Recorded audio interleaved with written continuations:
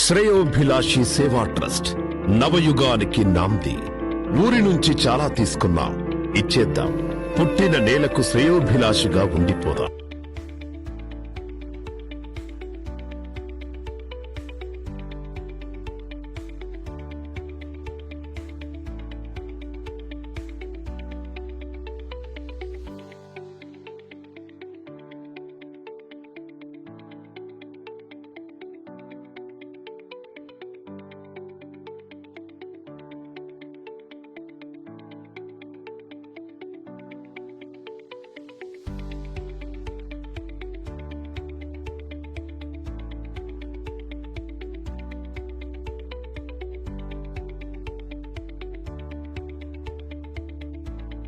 కమ్మర్పల్లి మండలంలో నేను పూర్వ విద్యార్థిగా జడ్పీహెచ్ఎస్ కమ్మర్పల్లిలో 1992 సంవత్సరంలో చదువుకోవడం జరిగింది.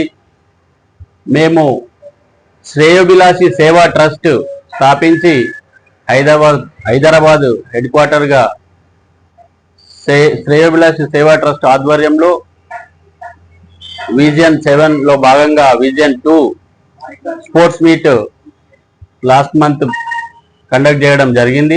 దాంట్లో భాగంగా పిల్లలకి, విద్యార్థులకి cricket kits, volleyball kits, shuttle kits ఇవ్వాలనే దృఢ సంకల్పంతో ఈ సేవా కార్యక్రమాలని రాష్ట్ర వ్యాప్తంగా ప్రతి జిల్లాలో విస్తరింపజేయాలనే ఉద్దేశంతో, మరియు ఇక్కడ నేను ఎక్కడైతే కమ్మర్పల్లి మండలంలో చదువుకొని పూర్వ విద్యార్థిగా ఈ స్కూల్లో జిల్లాలోనే ప్రప్రథమంగా మా కమ్మర్పల్లి స్కూల్లో ఇవ్వాలని చెప్పేసి ఇక్కడ నేను మా మిత్రుడు వీడీసీగా ఉన్నటువంటి రామస్వామి, తర్వాత జెడ్పీహెచ్ఎస్ కమ్మర్పల్లి ప్రధానోపాధ్యాయులు సాయన్న గారికి తెలియజేయడంతో వారు వెంటనే కార్యక్రమాన్ని ఏర్పాటు చేసి మంచి సదుద్దేశంతో తీసుకున్నటువంటి నిర్ణయం కాబట్టి వచ్చి ఈ కార్యక్రమంలో మీరు తప్పకుండా ఇలాంటి కార్యక్రమాలు చేస్తూ ముందుకు వెళ్దామని చెప్పి ఈరోజు కార్యక్రమం స్కూల్లో ఏర్పాటు చేయడం జరిగింది.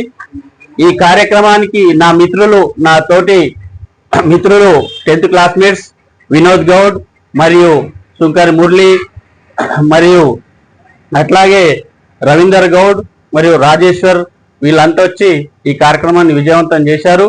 ఈ మా శ్రేయోభిలాషి సేవా ట్రస్ట్ ముఖ్య ఉద్దేశం, దీంట్లో భాగంగా మేము చేస్తున్నటువంటి సేవల్లో గోసేవ, తర్వాత శ్రేయోభిలాషి సేవా ట్రస్ట్ లో మేము ఈ విజన్ 7 ఉన్నాయి. మొదటిది మోటివేషనల్ క్లాస్ అయిపోయింది, రెండవది విజన్ 2లో భాగంగా స్పోర్ట్స్ మీట్ అయిపోయింది, మూడవది బ్లడ్ డొనేషన్ క్యాంప్ అయిపోయింది. దీనికి ముఖ్యంగా మా అధ్యక్షులు విష్ణు జగత్ పటేల్ గారు మరియు నేను ఉపాధ్యక్షుడిగా కీని గంగాధర్ పటేల్ ఈ కార్యక్రమాన్ని గ్రూప్ లో ఉన్నటువంటి సభ్యులందరి సహకారంతో ముందుకు తీసుకెళ్లడం జరుగుతుంది. ఇక ముందు కూడా రాష్ట్ర వ్యాప్తంగా విస్తరించి ఇలాంటి కార్యక్రమాలు ఎన్నో చేస్తామని చెప్పేసి నేను ఈ జిల్లా వ్యాప్తంగా కూడా ఇలాంటి కార్యక్రమాలు ముందుకు తీసుకెళ్తానని చెప్పేసి మా మిత్రుల ద్వారా కూడా మంచి సహకారం తీసుకొని ఇలాంటి కార్యక్రమాలు చేస్తానని చెప్పేసి మనవి చేస్తా ఉన్నాను.